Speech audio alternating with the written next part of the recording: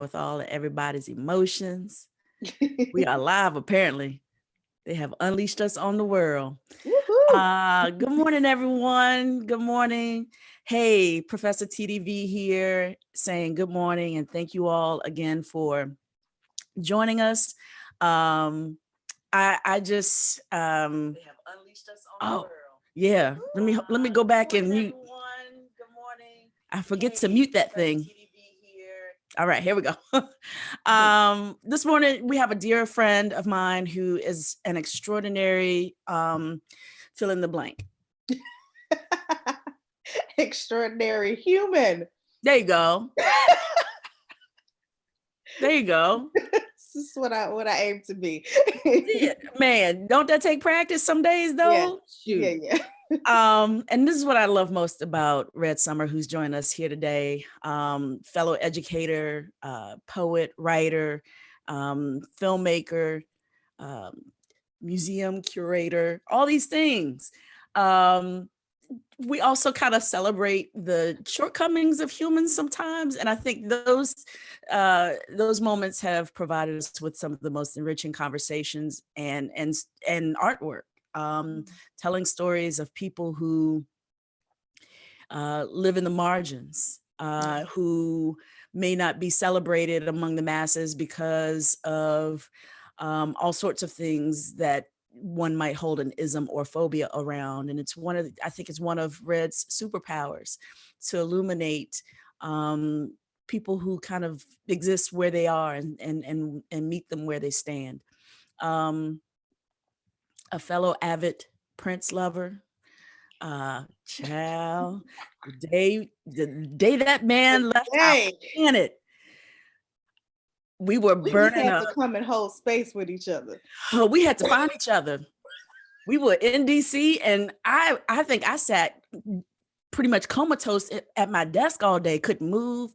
And Red Summer to the rescue. She and her wife showed up and saved the day.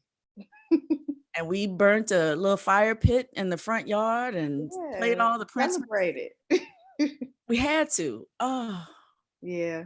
But that's what this woman, that's the power of this woman. She's a champion of us all. And so I want to say welcome, Red Summer, to our Zoom conversation and being a guest lecturer for us today. Thank you. And here's the flow of today. So the first few minutes, you're just going to catch up, when I ask you to introduce yourself, tell us who you are, what you do. And then we're going to, really connect us all to you by asking you to share with us how this pandemic, how this extraordinary moment in human history is landing on you. How's it affecting you and where you stand in the world? And then I'm going to kill the mic and let you have it for a few minutes to teach us a thing. We'll open it up to the students. We'll do a Q&A with you, and then we'll close out and just let everybody know how they can all stay in touch and do all the things. Okay. Hi, sister. Tell us about yourself. Introduce yourself. Tell us who you are, what you do. Well, I am Red Summer. I love to tell the story of how I am where I am today is because my second grade teacher put me out of public school. Just told my mama don't bring her back here no more. She sent me to art school. Wow. And I went from, just a little Black girl on the south side of Chicago going to my neighborhood school in the second grade to taking 2 trains and a bus to get to the west side to go to art school in 3rd grade. And it was, I guess what that did for me was it identified or helped me to identify that when you need to move. Like when you need to make a change. Right? And sometimes there will be things that you know instinctively to do, and sometimes you need to listen when people are guiding you in the proper direction, right? So opening my world up to the arts at that age. I actually was a theater major from 3rd grade through undergrad. She said from 3rd grade. Yes. I Lifelong. started, Say yeah, as it. a theater major in third grade, and then was able to go to Grambling State, which in their theater department, you have to learn, like, even if you are focusing on acting, you still have to learn crew, right? You Yeah. still have to learn lights, you still have to learn set design, like you still have to learn like costume design, like all of those aspects in order to thrive in that department. And so when I was in the place, I graduated, I went back to Chicago, and I was like, okay, well, I need a job. And they were like, ain't no jobs. I You want want to to be an act. artist? Yeah, go Yeah. ahead. We ain't got no money. Yeah. Yeah. They were like, yeah, we're not hiring. But I knew I had all of these skills that I could make something for myself. And of Sure. course, this was 2000, 2001. This was before, you could go on YouTube and make a show, right? This is Yeah. this is before all of that. And I went into spoken word as a way to be able to act, to be able to do comedy, right? To be able to practice my craft um, in ways that was self-designed, Sure. right? So I Sure. could use my stage management concepts of building a tour, right? And I created a whole tour doing spoken word, Yes, right? ma'am. Yes, ma'am. Just because that was a skill that I had developed when I was in undergrad. And so you just never know how you're going to put all of those things together, Mm. because a lot of the things that your students are going to do haven't been created yet, right? Yeah. When Yeah. I was in undergrad, there were no spoken word tours yet, right? These were Yeah. things that we were able to take the seeds that we had and use Mhm. that to push us forward. Yeah. Wow. You said a thing. You said a thing just now talking about our students today are preparing for jobs that don't exist yet, or Mhm. preparing for constructs and technology that doesn't exist yet. Could you imagine when you say in 2000, anywhere between 2000 and say 2005, where you were really putting together your voice in terms well, you clearly from the third grade you were putting together your voice. But in that, that pre-YouTube phase, before web series, before, people just had a way to, as YouTube say, broadcast themselves. Mhm. Um, did you feel like the exhaustion maybe of having to constantly chase opportunities to do your work? I mean, what was what was the did you feel the transition? And Yeah. do you remember what was kind of churning just before that? So I was teaching class. I was teaching full time in Chicago high school, and one of the classes I was teaching was turning your passions into profits. Right. So it was Yeah. designed to teach entrepreneurship from like figuring out what you love to do and then monetizing that in some way. Sure. And I had the students create a publishing company in like on campus. And what we would do, I had, poetry club, we had like the writers guild, we had all of these things going on. And my class was tasked to put those things together, and we were going to create publications that we could use to fundraise for our study abroad trips, right? Yeah. So Yeah. it was all going to be connected in different ways, and it brought the campus together. Hmm. Um, and then our principal uh, left the school, and we got new leadership. Uh-oh. And the new principal was kind of like, yeah, we don't do that anymore. And I really wasn't clear how to stay in that space, right? Mhm. Yeah. Again, you got to know like when it's time to move. And uh, you know it was August. We were supposed to start up the school year. The woman told me all the things I couldn't do. Not And the woman, yeah, and that we were lady. changing offices. Yeah. And so I had to pack up all of my stuff out of my office to move to the other place. And it never made it to the next place. I put all the boxes in my car and I left. I was just like, I can't do this. I can't function in this space. Like, I'm a creative. I need to be able to do the things that I do. And I was at home, like, okay, well, um, I'm just gonna keep going, right? Yeah. Yeah. Put the stuff in my grandma's basement. Like, I'll figure it out when I get there. Yeah. yeah. I did the same thing, with my at home. I got clothes together. I got, whatever I needed. I got in my car and I started drawing out like a tour.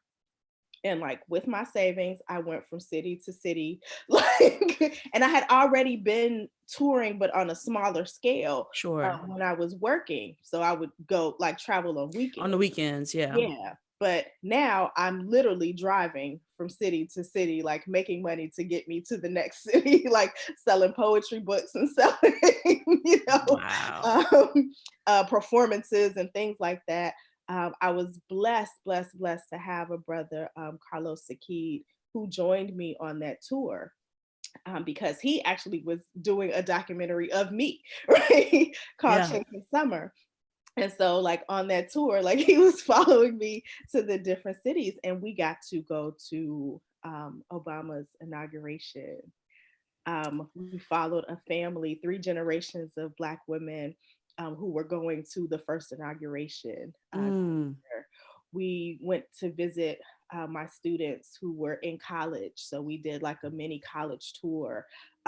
We didn't know like what it was going to be, Yeah. but we just allowed the freedom that we had in that moment to create itself into a new thing. And I was just really, really blessed to have that opportunity to do it, because I know, for a lot of reasons and in a lot of ways, people don't often have that. Yeah. But like once I had that opportunity, I just grabbed it. And I actually ended up moving to Atlanta by accident. Right? I just, And stopped and then I was like, oh yeah, I live here now. Yeah. basically, I had a, a show in Hawaii, Girl Fest. And they were like, okay, so where do you want us to get your ticket from? And I was like, ooh, I don't really live anywhere at the moment. So we decided, Carlos was going to go back to Chicago and I was going to get to Atlanta where my best friend was living. I was like, okay, I can leave all of my stuff in my car at my best friend's house and it'll be safe. Right. So get the ticket from Atlanta. And when I got there, I was like, oh, this is kind of cute. Like, I hadn't been to Atlanta since the Freaknik days. Everything looked a little different now. Oh, it's the trappings of the ATL. Yeah. Yeah. And so I did. I literally did. When I came back from Hawaii, I just stayed there. And this was like just as Atlanta was starting to become like the Black Hollywood, Yeah. right? Yeah.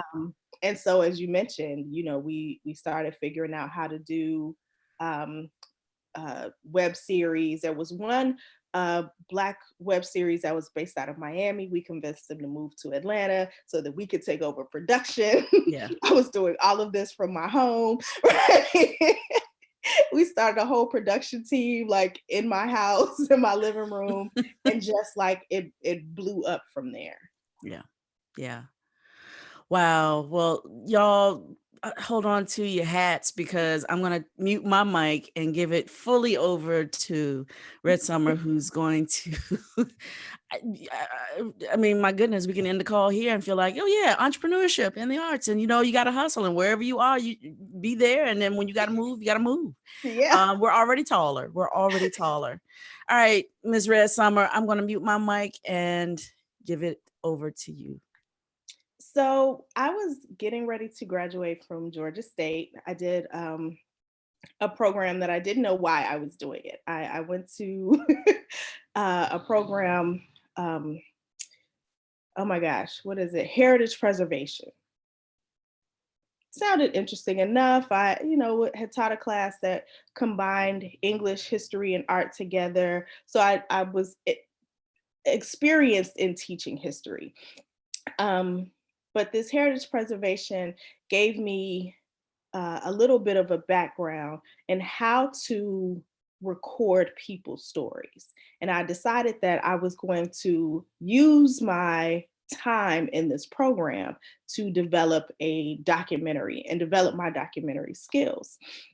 And from that, when I was getting ready to graduate, they asked, okay, well, what are you going to do with this degree in museum studies and heritage preservation?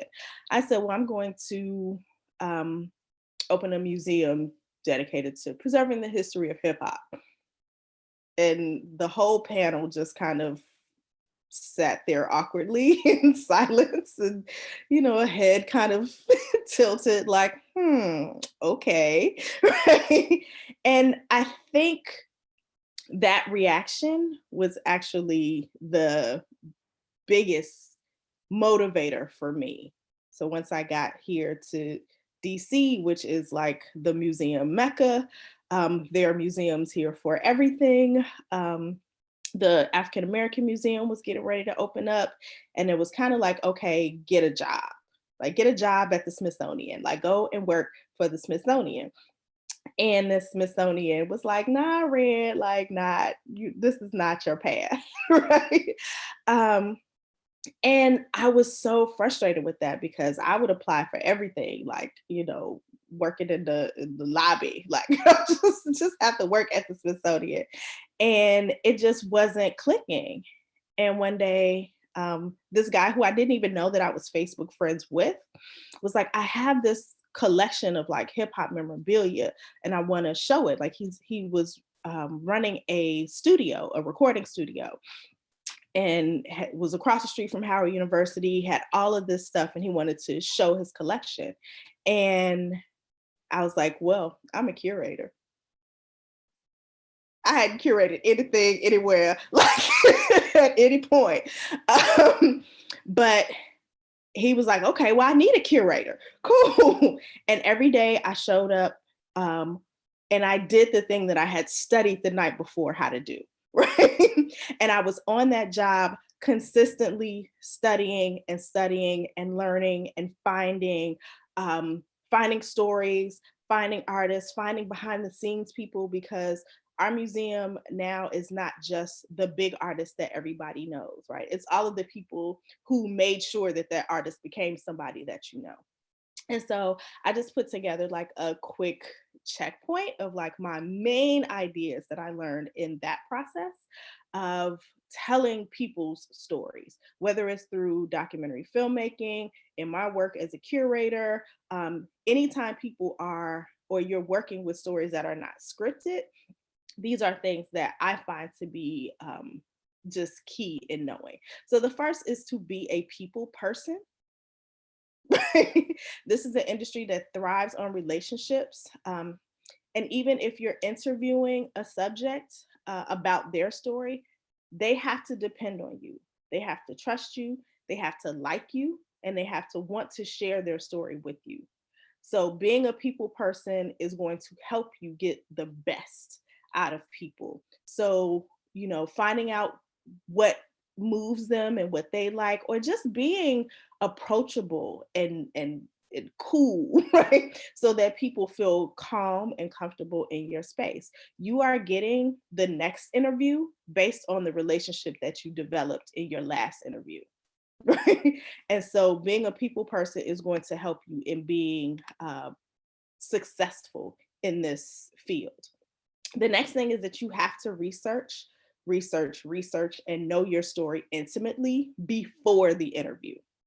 So, knowing what story you want to tell, knowing where you want your story to go, and knowing how to lead your subject to give you the story that you want, right? People may come in and they have an idea of what they want to say, of what their story is. But if you're not getting what you need to create the arc that you've, identified for yourself, then you're kind of left there with just this hodgepodge of things. So I learned from my last experience that, or my first experience creating a documentary that TDV helped me with, that it's important for you to know exactly what you want to do and then leave space for the rest of the story to take place, right? So study, like ask the subject the same question in a few different ways so that you can get from them what you want to get. Um, Understand that you need to know and have a clear idea of what you want your viewers to see and think and feel and believe when they're done with uh, viewing your project, right? So you have to know your story, but then you need to be ready to pivot, right? So as much as you can study about who you're going to interview, you cannot know everything about them.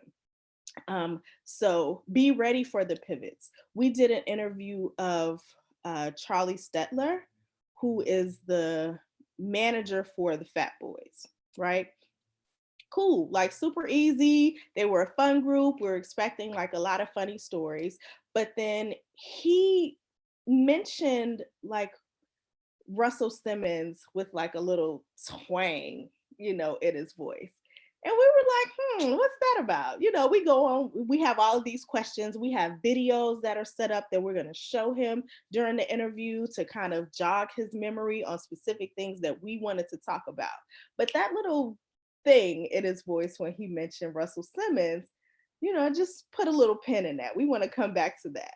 And when we did get back to it, he went completely in left field and told this story about having to wear a bulletproof vest to go pick up money. And it was something that we never would have imagined would have come up. Like they have this whole history, this whole thing between him and Africa Bambaataa, who put him together, but then this other guy who never, like, it was so much that we never would have known to ask. So we have all of the footage that we needed for what we wanted to do, but then we also have this very rich and funny story, and that we have to figure out now how to make space for. And maybe we don't use it for this project, but we can use it for something else, right? Something later. So get what you want and then get all the other info too, right? But just be ready to, when your subject gets off task or off the storyline, just to kind of have a question ready to get them back to where you want them to go. Then the last thing is project management is as much a part of the creative process as the story that you're telling. So your crew is going to look to you to resolve any issues that are happening. So you are not just a creative. You need to plan. You need to plan excessively. I would suggest taking like some real like business project management classes so that you understand like how to put things in place, like how to plan out everything that needs to be done for your project. It is just as much about organization and leadership as it is about creativity and direction, right? So making sure that everybody knows what they're supposed to do, everybody knows where they're supposed to be, and then begin with post-production in mind. Like all of your creatives need to be thinking for your editors, right? Everybody who's there needs to plan for post. So if you are going into each setup with a post-production eye, if you are giving your editors more than enough to be able to put the story together, you're kind of giving them the dust, right, to do their magic when you do that. And so everything that you're doing should be set up with a post-production eye, with a post-production mind, so that you have and your team has everything that you need to put together a quality project. You're welcome.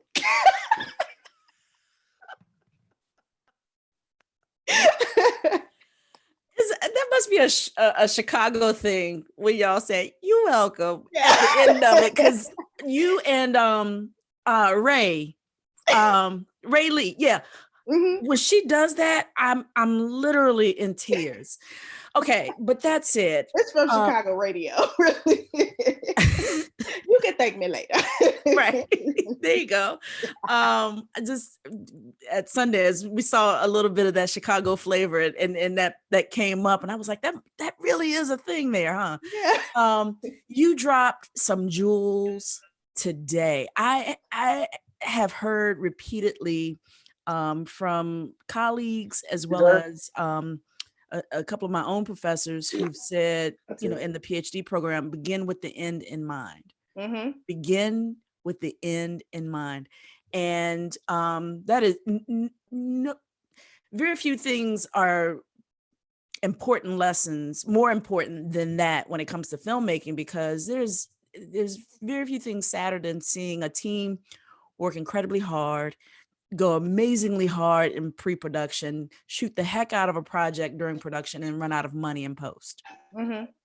And so then they have to do a Kickstarter or raise money or ask somebody or max out credit cards just to get through the editing process. And so to have, resources in place and a plan in place for your editor and your editing team, your post-production experience is crucial, because that's what you want at that point. That's where you're hungry to have it done, right? So you really said a thing with that. But definitely, all of us creatives, and certainly those of us who have a project in mind, I think the big 3 takeaways that you've shared with us: be a people person, research, and plan. I think any sector of any career, you'll be successful given those takeaways. Man. I'm going to open it up to the students. I see Alf had his mic open first. And just again, as for some of you who are watching on the YouTube stream, hang on a second, Alf. There are people here in the chat and who are listening to Red's talk and to all the speakers and stuff, but you may not be able to see them because they're not using video. They're just using still photos or their names on the, how Zoom works sometimes. So I'm just saying that so that people may hear voices or questions from people that they don't see on their screen, but they are here. That said, go ahead, my guy. Go ahead. Oh, did he leave? Did we lose him, Alf? We lost him. Okay. Do you all have any questions for Red Summer? Go ahead and open your mics and engage. Hi, I got a question. Hi, this is Red Summer. I actually do hip hop show basically. Well, it's not strictly for hip hop, but I definitely always am looking for talent, and I'm like very interested in music and in hip hop, in the origins of hip hop, especially after taking our hip hop as communication class with Dr. Blackwell. And I always wanted to do hip hop curating for museums because he actually opened my eyes to that job as an option. He was just showing us that there are so many more options for careers in hip hop or music, that you don't have to necessarily be an artist or be, a producer or anything like that. And I just wanted to know, how did you, like, I know you got started, you kind of just like, hey, I'm a curator, and you just did that. I don't know if I'm, able to do that, but I wanted to know, like, what could I do to be in that position? Because I feel like definitely we need more hip hop museums, because the art has formed a culture, has formed a shift in African-American culture, not even just African-American culture, American culture, and really global culture. It's really influential. So what tips do you think I should do in order to, be in your place or do something different along the lines of just making sure that hip hop is still used as a tool of communication? Great question. I was actually watching an interview of Run DMC, and DMC was saying that, and this was before we started the Hip Hop Museum, right, in DC. He was saying that hip hop was about making a way out of no way, right? And it was about the ingenuity of the experience. So they didn't have music classes. Nobody, music had been taken out of the schools. They weren't learning how to be creative, right? There was no funding for it in the Bronx, right? So they figured out a way to continue to make music for themselves without knowing anything about music theory or how to play a piano or like any of that, right? That's what hip hop, is from. And so I saw that and was like, bet. Like, I don't know what that means yet. Like, put the pen in it, bet. And that's kind of the mindset that I went into it with, was like, okay, well, just make a way out of no way. There are so many things that are happening in hip hop education right now, because this is really what we're talking about, right? So when we're talking about museums, there's if you go just like Google hip, or like put hip hop in the search in Twitter, like you'll find like hip hop education classes, you'll find a hip hop archive, you'll find like Harvard has like this whole program going on, right? So hip hop is definitely getting its place in academia, but what you can do is like whatever you like to do. Right? Yeah. Literally whatever you like to do. And there's a the documentary or the series on Netflix. I think it's Hip Hop Evolution. Hip Hop Evolution. Yeah, That thing is, yeah. it's so good, right? Isn't it But though? when I think about the California one, where they talked about like these are the, these guys are in this coffee house, right? They're playing and the jazz musicians are outside. So they go outside with the jazz musicians and they create a whole new concept of what hip hop can be by merging the two. You deal with or work with what you have available to you, what you like. When you think of like hip play, right? So the ballet dancers are steeped in hip hop culture, but when they go to ballet class, they're told that this doesn't have a place here, right? You have to dance to classical music. You have to dance to this particular type of music in order to be accepted. But we see the longer that you do it, if you stick to it, you can merge the two and it can absolutely be effective, and it can be something that's long lasting. We're not the only hip hop museum. We're the first, but there will be others, right? There's a Universal Hip Hop Museum that's starting in New York, and right now they're at the stage where we are, where they're operating as a pop-up. You have one that's kind of sparking from a larger museum in California.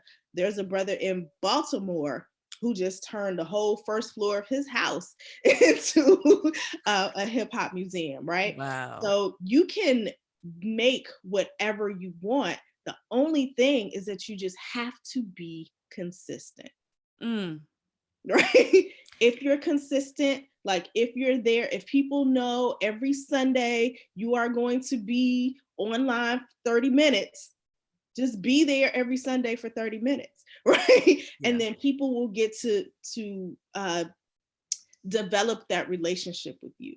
Like maybe everybody's not going to be there every day. Like I've run poetry slams or, poetry readings. I'm not going to have the same crowd every week, but the 1 week that I decide, oh, we're going to go on vacation, we're not going to be there next week.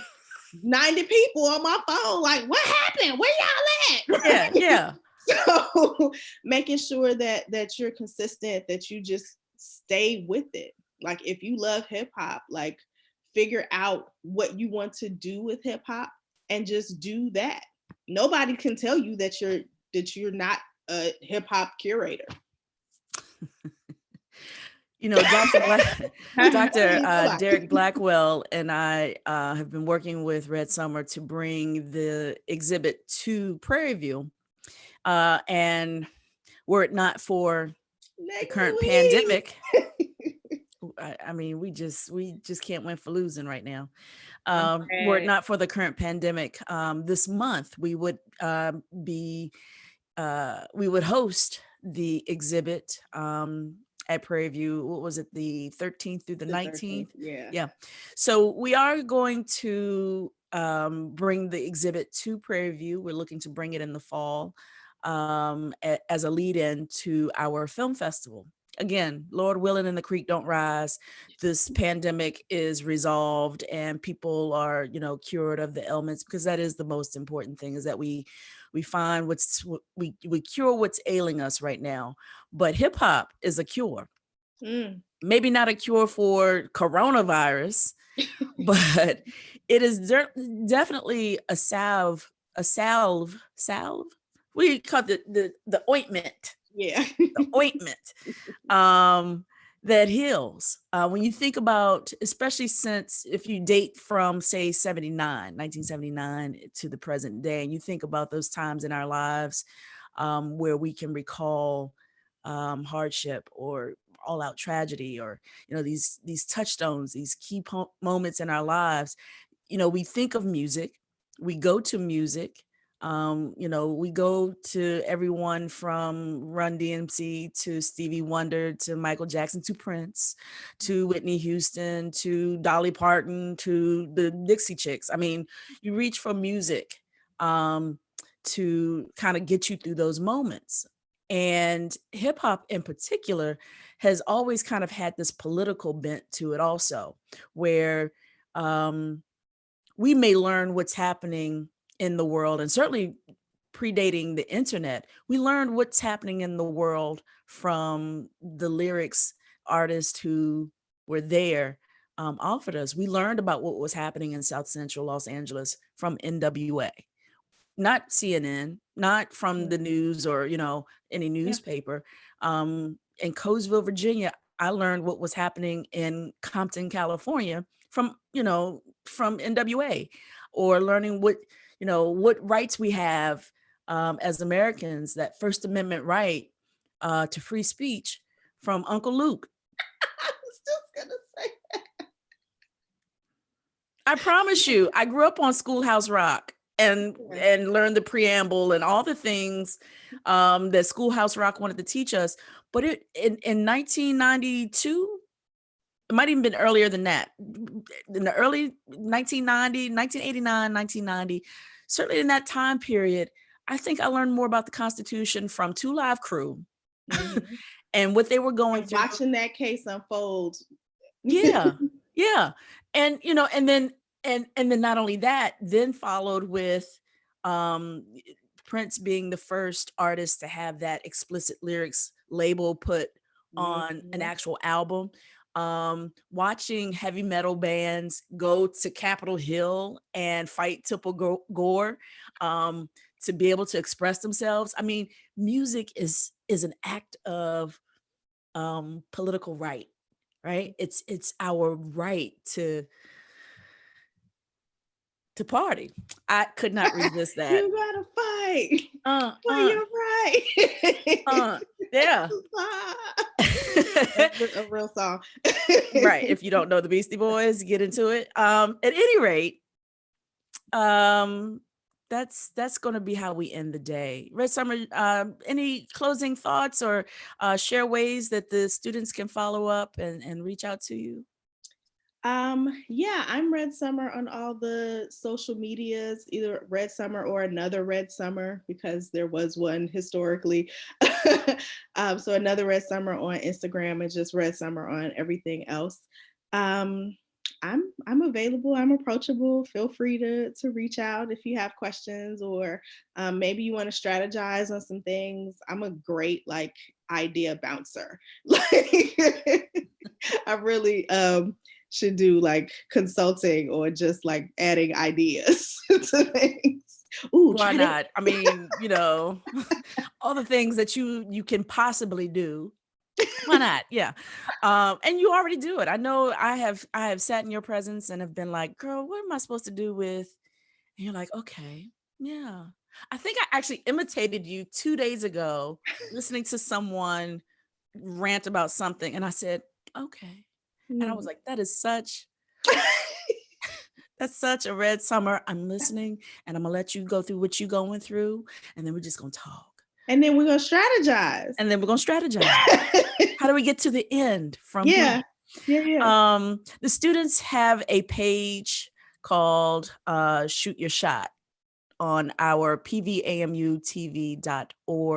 website, where the students have a clickable link, one link that will take you to their LinkedIn page or to their website, to their YouTube channel, that one link that allows them to showcase who they are and what they do. We're going to invite you to visit that page as well, so that you can meet some of the people who are in the class, and certainly those who are supporting us from outside of the class. What is that? I don't know. Yeah, yep, that's it. I saw it. I caught it. Yeah. Look, sitting here struggling to see. Why not? Okay, I got you. All right, good peoples. Thank you again, Red Summer. Y'all come back today at 2:30. We're going to be talking to Gloria Bigelow, writer of the CBS hit show, Bob Hart's Abishola, and amazing comedian. And then at 4:00, we have... And we did a project together. Who? You and Glow? Yeah. What? I didn't know that. People. Yeah. Okay, yeah. That's the first documentary I ever worked on, was You People. And then at 4:00, we have Dalila Ali Raja, who also, same sort of circle of it's like, it's my love's trifecta today. Dalila is an amazing actress. She's worked on pretty much all of Shonda Rhimes' shows, and great producer. You see on TV every 3 days. Every 3 days on somebody's commercial, Walmart, McDonald's. I'm like, yeah, girl. So at any rate, come back and join us a little later on this afternoon. I'm going to go find some coffee. And Red Summer, thank you all for having me. All right, y'all. Excellent. Bye, y'all. Bye-bye.